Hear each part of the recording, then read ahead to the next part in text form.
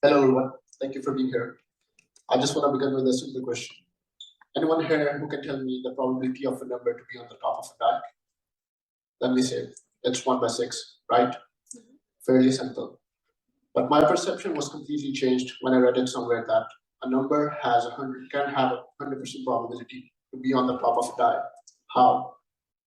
Could depend on multiple variables. Could be the force you exert while spinning the die, could be the air pressure, the gravity, could be the surface that it lands on, and many more. In my opinion, this depicts life. There are variables that you can control, and there are variables that you cannot control. But you got to play the game. My game began when I was in high school. I chose to pursue a career in technology, something at that time was not accepted by the society at all. My choices were not accepted by my parents, my fellow friends, and even the teachers at my school. It was a daunting process of months that led me to convince my parents that I can finally pursue a career in technology. But this was not the end. Anyone here who is going to be a first generation college student? I was. So it took me a long time to convince my parents that I can actually go and pursue a career through college. But that was not the only thing. My parents did not have the exposure to send me abroad to attend college. So that was completely out of question. I had to bring in my aunt to convince my parents, and I thought at that moment this would be my best bet, since her kids were studying at different colleges all over the United States.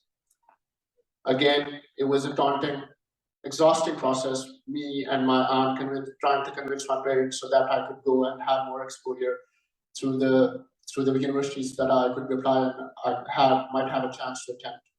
Anyways, it took me months just to convince my parents for me to apply to different colleges.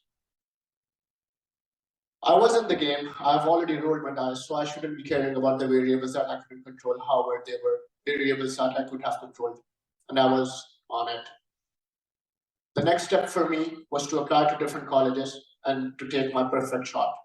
I applied to over 20 different colleges in the United States.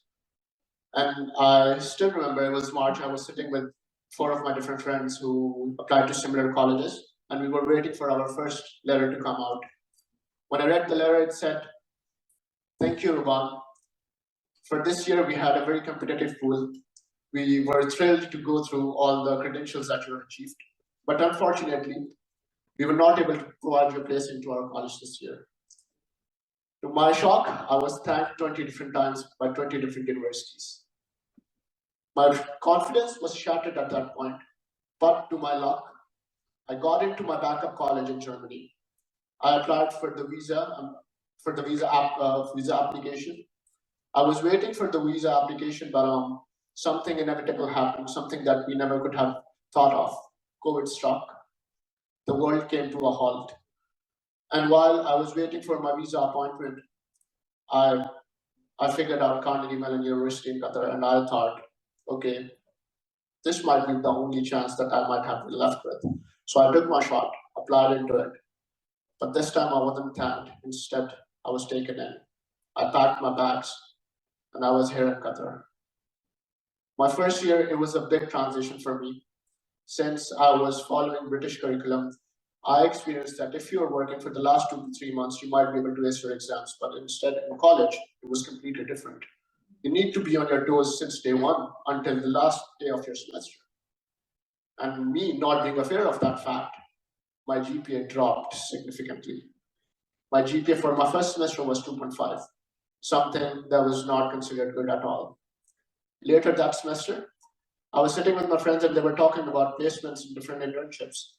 And they were talking about how important a good GPA is in order to get you a decent placement at an internship. And at that time, I didn't have that GPA. So I figured, I need to do something since I'm already in the game and I've already rolled my dice. I need to do something because I want to reach the end and I want to be on the top. So for the next 2 semesters, I could only be found in the library, my study desk, or the lectures that I had to attend, nothing else. That helped me a lot. And At that moment, I was experiencing imposter syndrome that I might not be the fit at this stage. I am competing against the best of the world, which I have never had before. So this is not the place that I'm supposed to be at. However, there's a quote by Muhammad Ali Jinnah, the founder of Pakistan, that said, if you've already made a decision, think 100 times before you make a decision. But if you've already made it, stick by it. So I was sticking to the decision that I've made, pursuing something related to technology. I went all in, I studied hard, I worked hard, and then finally my GPA started to rise up. And now there was another variable. Although my friends hailed from the similar society, but that variable did not exist in their life. That was finances. I had to support my means over here, and I had to support my family back home as well. So I took a job in IT. I was working as an IT student assistant. At that time, that was related to what I actually wanted to pursue. I was gaining experience, and I was getting enough money to support myself and send a little back home as well. But 4 years passed. When I graduated, that off-campus job was gone as well. Since I graduated, I had to find something new. So I started applying to different jobs, started getting interviews as well. And that movement again happened in my life. I was started to be thanked by different companies again. Again, I was in a situation when I was experiencing imposter syndrome, that I might have been taking the wrong decisions all my life, and then I should have listened to my parents' advice that they wanted to pursue something. They wanted me to pursue something in medicine or engineering.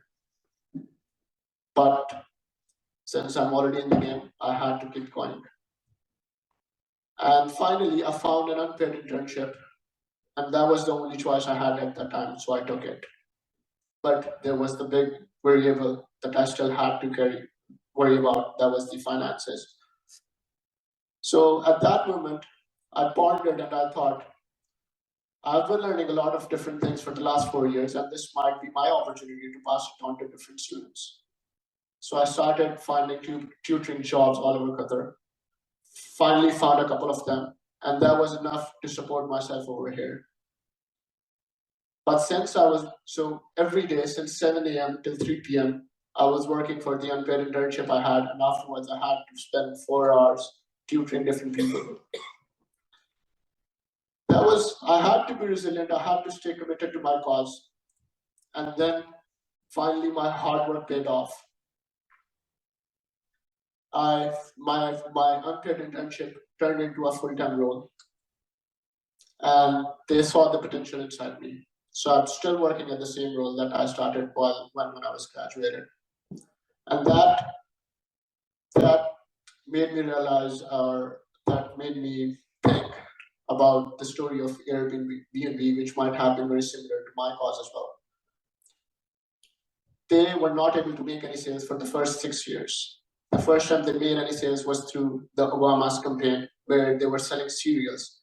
And a $10 cereal was sold for $40. And when they applied to Y Combinator, although their idea was not accepted at that time, they took them in just because they were impressed of the fact that these guys were able to sell something worth $10 for $40. So they had the potential. And that specific thing kept me going, just because I thought I might be capable of pulling off something that I love, and I was committed to the cause that I had. I love the work that I'm doing. I love my team as well. They're really appreciative. So at this point, I just want to leave you with 4 things. That is, stop worrying, start living, stop planning, and start executing. Thank you.